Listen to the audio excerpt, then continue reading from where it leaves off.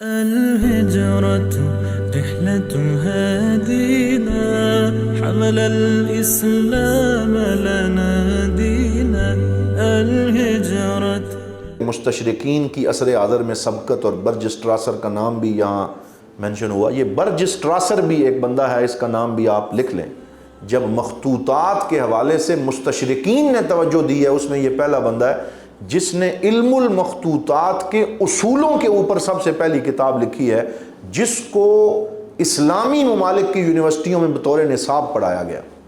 تو یہ سب سے آگے آیا اور اس نے علم المخطوطات کے حوالے سے، لیکن اس میں سے یہ کوئی نہ سمجھے کہ اس کا مطلب ہے ہمارے علماء نے کچھ نہیں کیا۔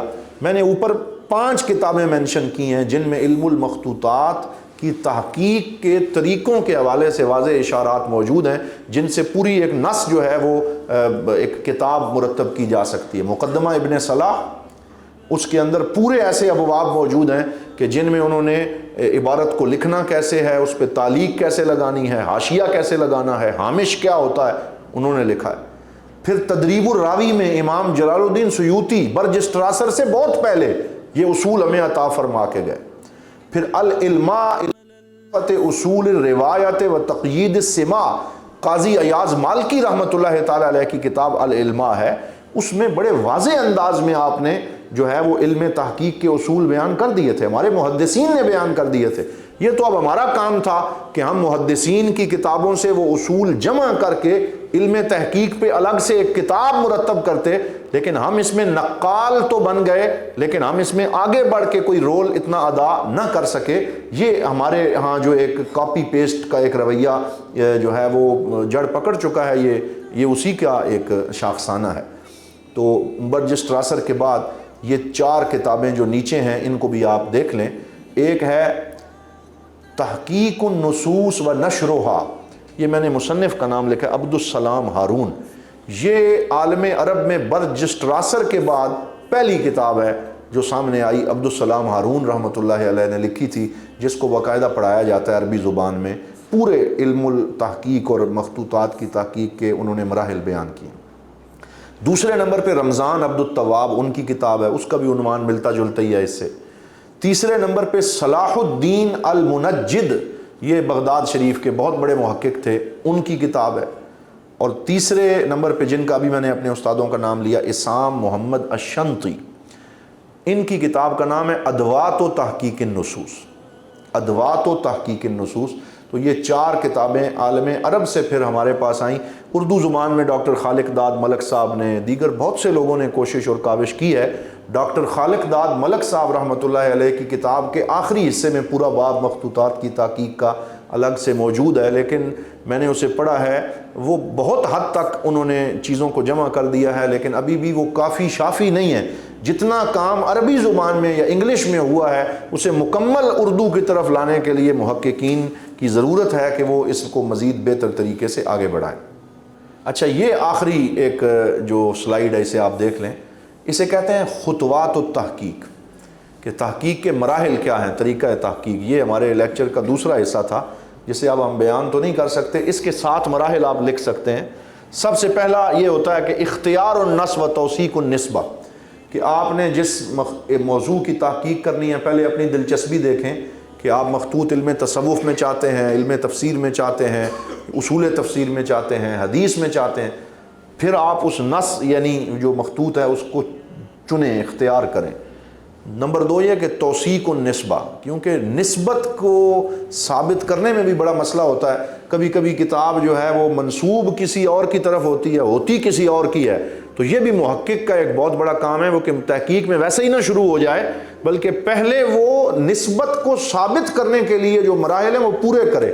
الاعلام جو خیر الدین زرکلی کی کتاب ہے، معجم المؤلفین عمر رضا کحالہ کی کتاب ہے، اسی طرح جو کشف الظنون ہے حاجی خلیفہ رحمۃ اللہ علیہ، وہ اس حوالے سے توثیق النسبت کے لیے کمال چیز ہے کہ اس میں وہ بڑے بڑے ہمارے محققین کے وہ کہتے ہیں، کشف الظنون میں حاجی خلیفہ کہتے ہیں کہ میں نے، یہ ترکی کے تھے حاج خلیفہ، تو وہ کہتے ہیں میں نے مخطوط دیکھا، یہ فلاں کا مخطوط ہے، فلاں جو مصنف ہیں ان کے 6 مخطوط ہیں، ان کے نام یہ ہیں۔ تو توثیق النسبت کے لیے یہ خاص کتابیں ہیں جن کتابوں میں جا کر ان مصنف کے تراجم اور سیر میں دیکھا جا سکتا ہے کہ آیا یہ جو منسوب ہے یہ انہی کا ہے یا ان کا نہیں ہے۔ مثلاً یہ غنیت الطالبین جو ہے حضور غوث اعظم رضی اللہ تعالیٰ عنہ کی طرف منسوب ہے، لیکن اب اس کی جو نسبت کی توثیق ہے اس کے اندر علماء نے کلام کیا ہے، کچھ کہتے ہیں انہی کی ہے، کچھ کہتے ہیں ان کی نہیں ہے۔ اسی طرح بہت ساری کتب ہیں جن کی نسبت کے اندر کلام ہے تو یہ توثیق ہو جائے۔ نمبر 2، التأکد من مدى الحاجۃ الی تحقیق النص، اس بات کی تسلی کر لی جائے کہ یہ جو نص کہتے ہیں وہ جو متن ہے، جو ٹیکسٹ ہے، اس کو کوئی ضرورت ہے تحقیق کی یا نہیں ہے۔ مثلا ایسا نہ ہو کہ مکھی پہ مکھی جات ماری جا رہی ہے یا وہی کام ہے جسے بار بار کیا جا رہا ہے، ایسا نہ ہو، بلکہ ضرورت بھی ہو۔ اور اس میں یہ دیکھا جائے کہ حل طبع اولاً، کہ کیا یہ کتاب پہلے طباعت پرنٹ ہو تو نہیں چکی۔ اکثر محققین ایسا کرتے ہیں، بڑی خوشی خوشی تحقیق شروع کر دیتے ہیں، اور جب بالکل آخر تک پہنچتے ہیں پتہ چلتا ہے کہ یہ تو جی دارالکتب العلمیہ نے پرنٹ کر دی۔ تو ہمارے ایک جو تھے نا استاد، وہ کہتے تھے دارالکتب غیر العلمیہ۔ کیونکہ وہ کتاب چھاپنے کا انہیں شوق تو ہوتا ہے لیکن وہ اس کے تحقیقی مراحل پورے نہیں کرتے۔ تو وہ فرماتے تھے کہ ان کی یہ مہربانی ضرور ہے کہ انہوں نے مخطوط کو اندھیرے سے نکال کے وہ روشنی میں لے آئے ہیں، لیکن دارالکتب العلمیہ کی تحقیق پر پھر ایک اور تحقیق کی ضرورت ہے۔ کیونکہ اگر آپ دارالکتب العلمیہ کی تحقیقات دیکھیں تو بسم اللہ کی بے سے والناس کی سین تک نہ رموز الاوقاف کا اہتمام ہوتا ہے، نہ علامات ترکیم کا اہتمام ہوتا ہے، نہ کامے لگائے جاتے ہیں، نہ وہ 2 نکات لگائے جاتے ہیں، نہ وہ بریکٹس لگائی جاتی ہیں، نہ پیراگرافنگ کی جاتی ہے۔ تو وہ اس کا اہتمام نہیں کرتے، وہ صرف اتنا ہی کرتے ہیں کہ جلدی جلدی پیسے کمائے جا سکے، وہ اس چکر میں ہوتے ہیں۔ تو حل طبع اولاً حل یضیف الجدید، یہ بھی دیکھا جائے کہ کیا یہ جو میں مخطوط تحقیق کرنا چاہتا ہوں، میری یہ تحقیق علمی دنیا میں کوئی نئی بات کا اضافہ کرے گی، کوئی اس کا نیا فائدہ ہوگا یا نہیں ہوگا، اس کو بھی محقق دیکھے۔ تیسرے نمبر پہ استیفاء النسخ و ترتیب و منازلہا، یہ دیکھا جائے کہ اس کے نسخے کتنے موجود ہیں، کہاں کہاں موجود ہیں، اس پہ خوب محنت ہو۔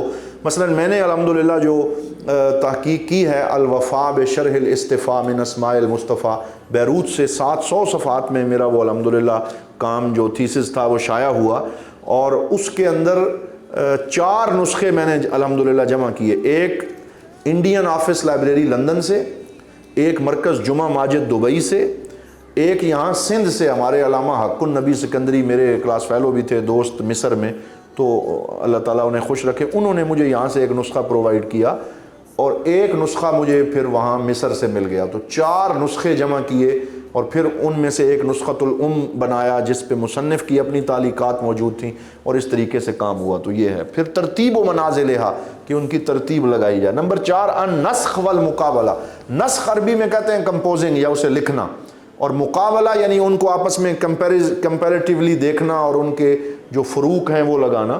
پھر ضبط النص، ضبط النص بڑی اہم ہے۔ ضبط النص کہتے ہیں کہ ہر حرف پہ اعراب لگانا، اسے اجمیوں کی علامت سمجھا جاتا ہے، عرب اسے پسند نہیں کرتے۔ بسم اللہ الرحمن الرحیم تو آپ ہر جگہ پہ ہی زیر زبر لگائیں، تو یہ تو مبتدی لوگوں کا کام ہے۔ محققین کے لیے وہ کہتے ہیں اشکل ما یشکل، اشکل ما یشکل کا مطلب ہے کہ جہاں مشکل ہے صرف وہیں پہ اعراب لگائیں، ہر جگہ پہ اعراب نہ لگائیں۔ مثلا جہاں پہ فاعل مفعول نہ بن جائے، کوئی تقدیم و تاخیر نہ ہو جائے، صرف وہیں پہ اعراب لگائیں، ضبط النص ہو اور علامات ترکیم لگائی جائیں۔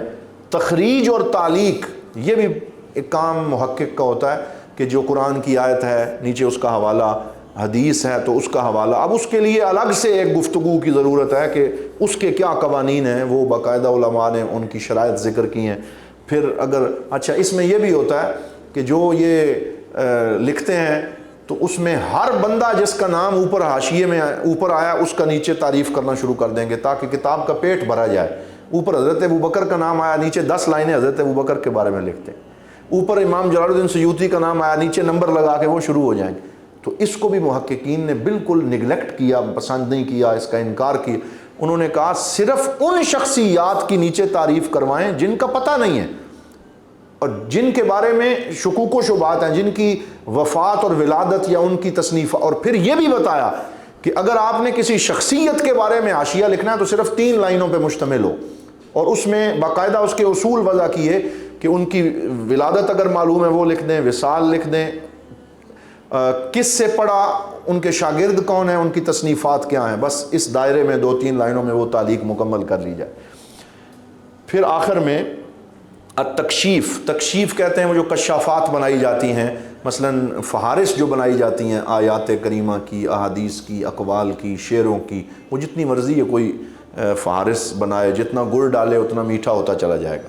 اور پھر آخر میں ثم التجہیز والاتباع، پھر اس کو پرنٹنگ کے لیے تیار کیا جاتا ہے۔ تو یہ اب اس کے 7 مراحل تھے۔ اب آپ ذرا آگے ایک دفعہ دیکھ لیں کہ ہم نے ہر مرحلے کے اوپر الگ سے ایک سلائیڈ بنا رکھی ہے جس میں اس کی وہ ساری تفصیلات موجود ہیں، لیکن کیونکہ اب ہمارے پاس وقت نہیں ہے تو یہ جو ہر مرحلے کی الگ الگ سلائیڈ ہے یہ ساری ختم ہو گئی اور ہم بالکل آخر میں پہنچ گئے، اور یہ شعر ہے جس پہ ہم ختم کر رہے ہیں کہ یہ ہے دامن یہ ہے گریباں، آؤ کوئی کام کریں، موسم کا منہ تکتے رہنا کام نہیں دیوانوں کا۔ الهجرة رحلة هادي